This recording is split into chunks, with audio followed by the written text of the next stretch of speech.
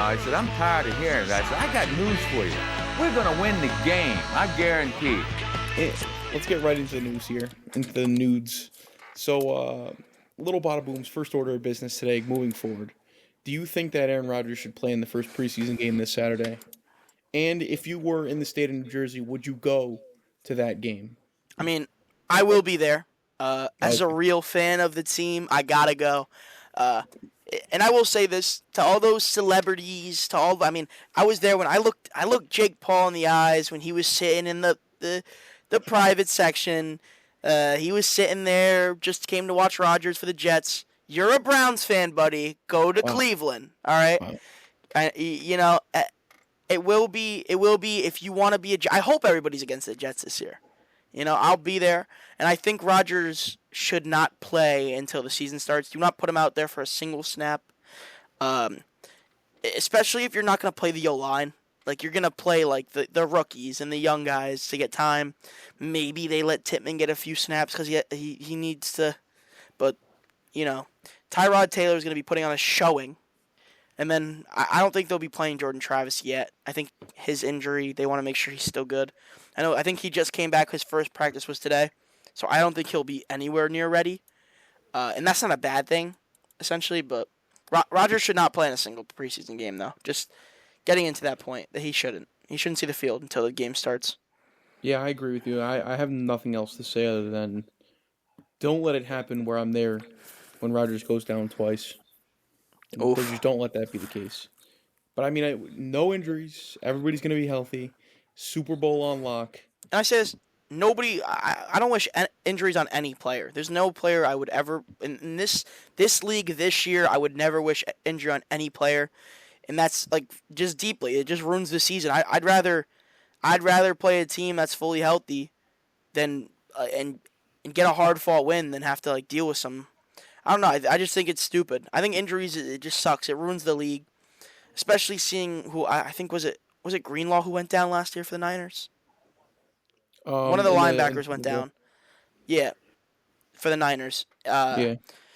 When he went down, like I knew instantly the Chiefs were gonna win because he's literally a playmaker that changes the game. Like he is like one of their they have the best, probably the second best or best linebacker core. Depending if the Jets stay up to par with how they played this year, I think that those are two of the best linebacker groups in the league, and if they stay healthy, it's a different game. Like you're losing one of your stars. It really is. Injuries 100%. suck. I completely agree, and nobody knows more about injuries sucking than us.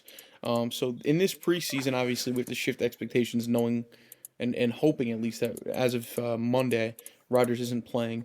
Who are you most excited to see in this preseason? So I don't know who's playing and who's not, right? The interesting question is, will we see Will McDonald on the field? I'm curious. I would love to see him on the field, let him do some snaps. I know Jermaine played a little bit last year at the start of the year because they didn't really they wanted to make sure Jermaine was the real deal. I've been a fan of Jermaine since he was first drafted. I thought he was a stud. His movement looked awesome. I'm excited. Will McDonald, I have faith in Will McDonald. I think his build is the new build for how the edges should be. Like just a skinny, fast guy. And a lot of people do not believe in him. And I want to see him succeed, man. Likewise, I want to see him succeed, especially with all this noise going around with Reddick. Hassan Reddick. Yeah, I was just trying to attack that politely, not trying to come after him. I know he's got a lot of money accumulated that he has to pay off, so I don't want to add to his plate. Life's so hard for Hassan Reddick out there. He can't just come to practice. But I hope his trip to Tokyo was really good. I hope he got some nice Naruto action figures to add to his shelf. I mean, yeah, him not being there is obviously it's a bummer. But he is a guy, if they put him on the line, he's going to make a difference. Because they're going to double team him and only overlook Jermaine is that much more. And that's why his presence is huge. It's not just about his play, if he is good or not. He is good. He is a known star. And that teams are scared of that known star variable. And that's they double team him. Those are the guys that are so valuable, which he will get. I think what will happen, they've been implying, is what I'm trying to think. I think they tried to do with Ayuk. But some other guys got the deal where the incentives pay like a ton of money if they hit their incentives with sacks and stuff, and like they'll just give him all that money and it doesn't affect the cap. I I believe think you're like the way thinking they're of going to do that. Hopkins. Hopkins on the Cardinals had Yeah, one but of they those tried to do it deals with where Ayuk. I think that's what they said. They were trying to set up with Ayuk, and he wouldn't do it because he wants to guarantee. Because obviously they want the guaranteed money. It's every time they play, step on the field, they're risking their career. So completely unjet related. Is Brandon Ayuk the maternal son of Mike Tomlin? yeah, 100%. Just like 100%. how Jimmy Butler's son of MJ. Not Anthony Edwards. No, Anthony Edwards is a real goat, unlike MJ. But that's besides the point. All right, now jet related, completely off the script. If you could take one Jet in the history of the New York Jets and place them on this team, who would it be? It's a great question. Let me get one offensive, one defense then. All right, now it sucks kind of the joy out of it, but yes, one offensive player, one defensive player. Who would you take? I would take prime, and this is going to be controversial because obviously there's better guys, but I'm going to do my lifetime players. I'm taking second year Jamal Adams because I think the Jets need a safety. That's the only player they're really missing, a safety that's like a lockdown safety, in my opinion. I mean, what if it's Jalen Key? I mean, we'll see. I mean, he's the what is it? They call him the what's the last overall pick always called? Oh, Mr. Relevant. Mr. Unrelevant. Yeah, maybe he is a star. But I think I would take Jamal for defense, and I mean his history with whatever. He's apologized to Jets fans now. I know he was talking crazy, but he's apologized on all that.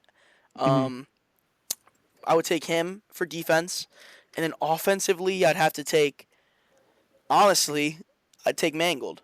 I'd have to take somebody who's probably one of the best centers of all time, if not the best. And then I would probably, if it wasn't Mangold, I probably would have taken Namath. And I know that sounds crazy, but just to have another quarterback behind Rodgers. Yeah, I was gonna try to go for the just the not clown, but get this guy his ring, get this guy his championship. If this guy was on this team, he would get a ring and he would cement himself. I would go with 2002 Chad Pennington, the year 2001 2002, the year they won the division, and then the Patriots won their first Super Bowl. I think that was 2002. Yeah, when they beat the Packers and everybody was there, everybody was tailgating, everybody was saying "Kumbaya." Little did they know by winning the AFC East, they gave the Patriots a Super Bowl. But I would take that Pennington on offense, and then I don't know, you might have missed here, but I would take Revis on defense. I mean, Revis, DJ Reed, Sauce Gardner, and Michael Carter can just come in and have fun. I just think it's an overload. Safety. I think Revis is just an overload, though. Especially when, obviously that's something people would want to see. People would pay to see that. But I think it's just I would pay to see that. I think that it's just an overload. I think not having, and all love to Revis. Revis is a stud, but is Revis' speed going to catch up with Tyreek? No, he's not. And I think that's the one thing. If you get beat, that's where the safety comes into play. And I think that's our safeties don't really have that. I mean, our safeties are young guys in the making, trying to make their names. I mean, Chuck Clark's a little older, but Tony Adams, you know him. He's trying to make a name for himself. Mm-hmm. He's trying to make a name for himself. But he's trying to make a name.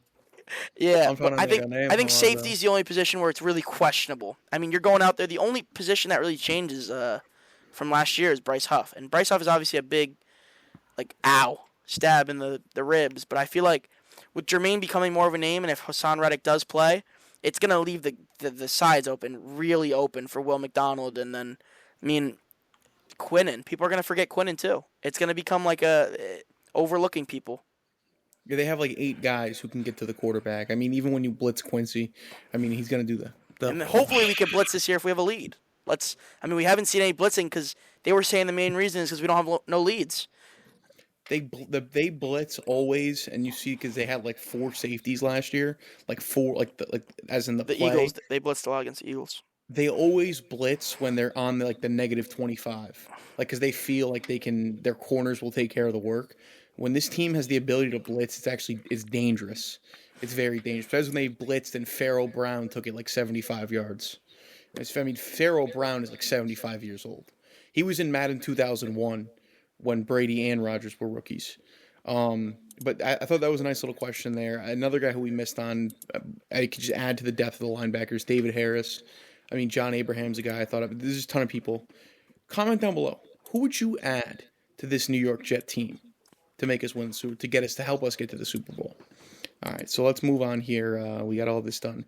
So going into the season, if you had to make a prediction here, who are you predicting to be your most improved Jet on offense and defense?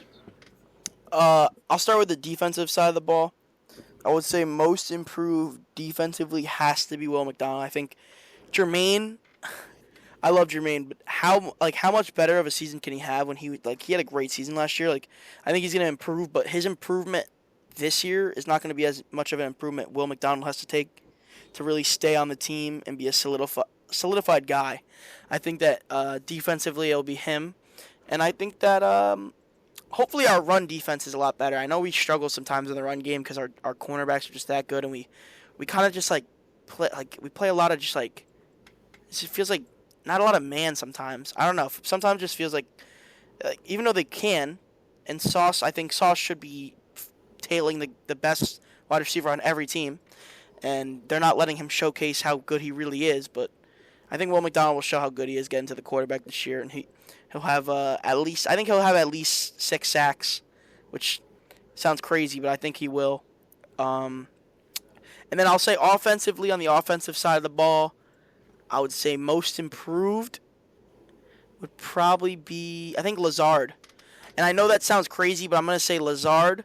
If we have a healthy Rodgers the whole season, I mean, improved as in he will be 10 times better with somebody who he's comfortable with throwing the ball. I mean, he dropped so many balls. He made a great play against the Chiefs. That catch was insane, and I was going crazy for that one. I'm trying to think. There wasn't too many. He had a few big catches over the middle. That was where his hot spot felt with Zach. But I think he's the most improved. I mean, because he can do average, and it's still most improved from dropping all those balls. That's just how it is. That's how awful he is. Robert Allen Banks. I hate Alan Lazard. I mean, I cannot wait till he's off this team. Robert Allen Banks, his full name. But I do agree with your point on the defensive side of the ball. I do think that Will McDonald is going to eat up because he's probably not going to play full games. He's probably not going to start even with. They're going to play him like Bryce Huff. They're going to play him. He's going to get the Bryce Huff downs. treatment. And it's better, too, because he's way younger. He's a completely different build. We haven't really seen what Will McDonald can do in the run game. So if he can help in the run game, that'll earn him more playing time. But with his little skinny, dainty build, his little model build, his OnlyFans build, those nice long legs and those nice long arms, I really hope Will McDonald is the most improved. I'm going to put it that way. I also... I'm going to be rooting for Adams this year. I want Adams to get a contract, and I want him to be on this team. I love Tony Adams. So how much more can he improve? We're going to see this year. But I'm rooting for Tony Adams to be the most improved on defense. But I think it's going to be Will McDonald. And then initially I was even thinking of Quincy, but how much better can Quincy get? I think we might have seen Quincy's ceiling this year, and All-Pro, Pro Bowl, perfect. That's what we need on defense. Keep the consistency. On offense, I'm going to be a little selfish here. I'm going to say most improved Tittman. I'm going to say Tittman makes his first Pro Bowl. He needed the tutelage and the guidance of Rodgers. He needed to be yelled at. He needed to be bullied. He needed to be put in a headlock. He needed to be slapped with a ruler. I think Tittman's going to be most improved. He's finally going to get recognition as a top 10 center in football. Last year, he wasn't even on the all-rookie list for centers, and he was the best rookie center. What's his name? John Michael Schmitz was mad. So we can't even use this clip anymore because of that. I'm going to go offense, Joe Tittman. I'm going to go defense, Tony Adams. Those are my picks. Would you like to restate your picks here just for the clip here? Yep, my players would be Will McDonald and Alan Lazard, most improved. Gotcha. And what are the chances of Billal Powell unretiring midseason? I'd probably say about at least 8%. You never know. You think there's any chance we can get Billal Powell on this podcast? Yeah, 100%. He's here for the team, man. If I know him. Billal Powell, Trenton Cannon, or Le'Veon Bell? Fuck Mary Kill. To be honest with you, all love to Le'Veon. Fuck him. He's on his OnlyFans stuff now, so I don't think. Le'Veon Bell or marry No, him? no. Wait, you want me to fuck somebody? I was saying fuck him as in like fuck him. Excuse me. Start, bench, cut. That's how we're supposed to say. That's the PC version. Start, bench, cut. Bilal Powell, Trenton Cannon, Le'Veon Bell. Yeah, so I'd probably say it one more time. Sorry, I couldn't focus. They just sent me a picture on the screen of me in 5 years. I'm flipping out. Start, bench, cut. Trenton Cannon, Bilal Powell, Le'Veon Bell. Probably start in their prime or just when they were Jets. Trenton Cannon stand up. This is When they our were time. Jets? Number 40, Trenton Cannon. When they were Jets or in their prime, their best peak. No, when they were Jets. I mean, it's too easy if it's non-Jet. And Bilal first, Le'Veon, then Trent Cannon. All right, that's absolutely disrespectful, but I have to go with the same exact run out. I wish I could put Trent Cannon higher. One time in the line to meet Nick Mangold at the Jet meet and greet where they had a little center stage, the dude had an Alibaba Trent Cannon jersey in front of me, and it was the Color Rush jerseys. If that dude's listening, I gotta give him a little kiss. Touchdown! Shoots! That kid's amazing. There is no